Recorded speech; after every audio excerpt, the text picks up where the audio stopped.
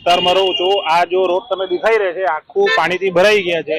આમ જો આપણે કહેવાનું છે કે જેની બી દુકાન છે અહીંયા એ લોકોનું લાખોનું નુકસાન થઈ ગયા છે। અહીંયા તે આપણી ગુજારિશ છે જેડીસી થી કે અહીંયા જે ગટરનું કામ છે એ વ્યવસ્થિત કરો તમે, તાકી બીજા કોઈ બી માણસો હોય જે અહીંયા રહેવાસી હોય એને તકલીફ ના પડે। વિસ્તાર છે ગુંજન વિસ્તારમાં હર વખતે પાણીનો નિકાલ નથી થતો ને હર વર્ષે પાણી ભરાય છે ને આ નોટિફાઈને રજૂઆત કરીને અમે કંટાળી ગયા કે પાઇપલાઇન સાફ કરો, ગટર લાઈન સાફ કરો, કે આ જેટલા શાકભાજી વાળા છે બધો કચરો અંદર નાખી દે, એનો કોઈ નિકાલ નથી થતો ને હર વખતેનો આ જ પ્રોબ્લેમ છે ને હર વર્ષે એક જ વસ્તુ થાય છે, એનો કોઈ નિકાલ ઘોટણ સુધી પાણી ભરાના છે।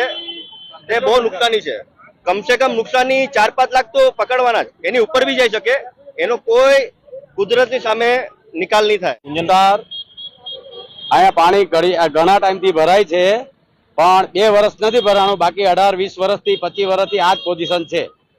બધા જે વાતો કરે તે બધી ખોટી વાતો કરે છે। કદાચ આમ પાણી નહીં ભરાય તેમ નહીં ભરાય, આ બધા દુકાનો વાળા બધા ટોટલ ગુંજનમાં આપણે જાયડીસી આપણે ગુંજન હાઉસિંગ બધી દુકાનોમાં ખાલી વાતું છે ને આ બધી કુદરત સામે કોઈનું ચાલતું નથી ભાઈ। વરસાદ એટલો પડી જાય છે ને તો આનો નિકાલ કરો કાક પાણીનો।